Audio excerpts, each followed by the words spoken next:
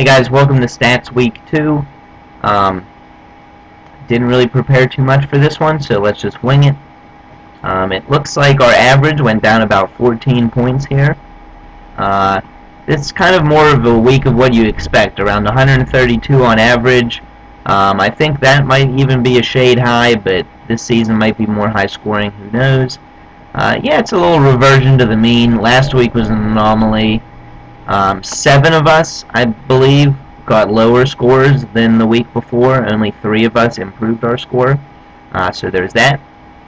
Bajam went from highest score to lowest score. You don't see that too often. And so yeah, over here you can see the rank. This is ranking your average points on the left. So Tony here is first with 160, and then the other 2 people above 150 are Catco and Jay, not in that order.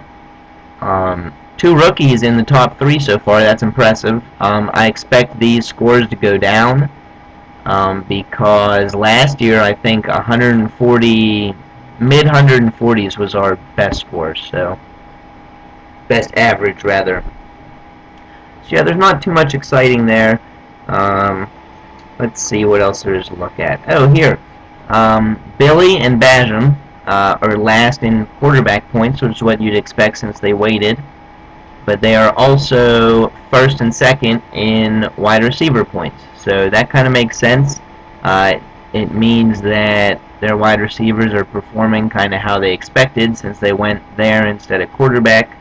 But I have a feeling that their quarterbacks weren't exactly the hit that they thought they were going to be when they waited, at least so far.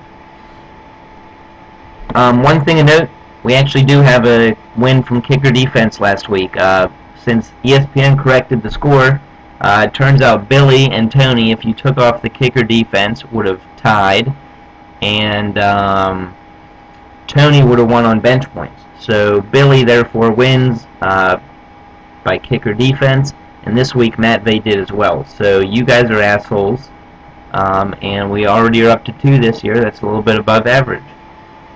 Team sheets, not too exciting, but let's look at, I know Bajam's is a big one. 44.5% from wide receiver. That's not sustainable if you want to win. At least it hasn't been in the past. Maybe this year it could be. And Billy's is even a shade higher. So that's a little interesting. Bajam's, however, has a lot less at quarterback. He has, I believe he has about 8% less than anyone else, which is scary, and I'm not sure that Alex Smith and Terrell Pryor are going to change that, his new quarterback duo. Don't know if they're going to help that too much. It's got to come up some, because I just feel like these points at wide receiver aren't sustainable for Billy or Bajam, because it's a lot, it's heavily touchdown dependent, I would think. I'd have to look at their scores. But the only other one above 40, I think, is Polino here at quarterback. But his running backs have had such bad luck that I feel like this is going to fix itself too. And that bodes well for Mike because he has 2 really high-scoring quarterbacks. What else? Let's go to week 2.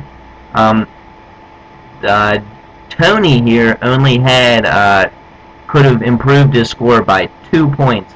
He was the closest to a perfect lineup, and it was only because Roethlisberger outperformed Drew Brees by 2 points. So Tony did a good job picking his lineup, but as you can see up here, his bench players in purple really didn't put up that impressive a performance. So it's easy to pick your lineup when it's like that, I guess.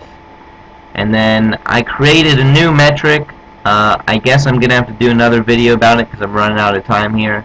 It is called Bench Power, so we'll do a bonus stats video for this week, and check that out if you're interested.